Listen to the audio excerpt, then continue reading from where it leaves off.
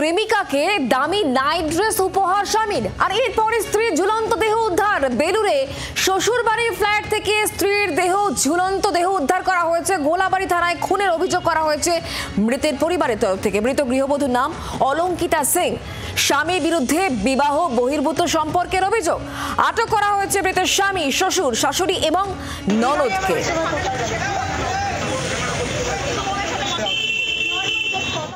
স্বাভাবিক মৃত্যু না, প্ল্যান মাফিক করা, প্ল্যান মাফিক। এই 6 মাস হয়েছে তার বিয়ে হয়েছে, ঠান্ডা মাথায়, পুরো ফ্যামিলি সমেত, ফ্যামিলি শুদ্ধ এটা কাজটা করেছে, ফ্যামিলি শুদ্ধ। কোনো একজন মহিলার সাথে অ্যাফেয়ার আছে শুভমের, এবার তাকে একটা নাইট ড্রেস পর্যন্ত গিফট করেছে। সে প্রোটেস্ট করেছিল কিন্তু ও শোনেনি।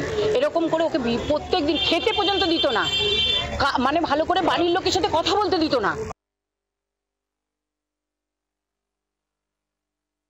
10 নম্বর রোজমেরি লেনের কৃষ্ণা অ্যাপার্টমেন্টের এই ফ্ল্যাট থেকেই উদ্ধার হয় অলঙ্কিতার দেহ এবং তার এই মৃত্যুকে ঘিরে রহস্য ক্রমশই দানা বাঁধছে।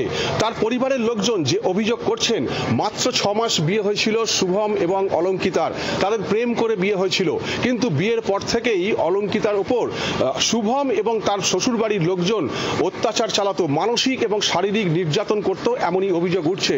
কিন্তু কি কারণে এই অশান্তির ঘটনা, কেন তাকে অত্যাচার করা হতো?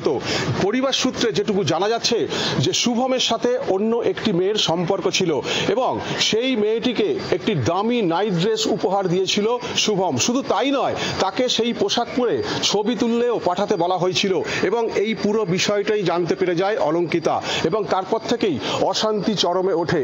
এছাড়াও আরও অনেক কারণও রয়েছে বলে অভিযোগ করছেন পরিবারের লোকজন।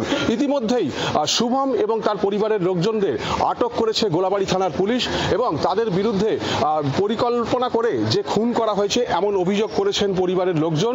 তারা চাইছেন যে এই শুভম এবং তার পরিবারের লোকজনদের উপযুক্ত শাস্তি হোক। জি 24 ঘন্টার জন্য দেবব্রত ঘোষ, হাওড়া। বাংলার আওয়াজ, বাঙালির আবেগ, জি 24 ঘন্টা।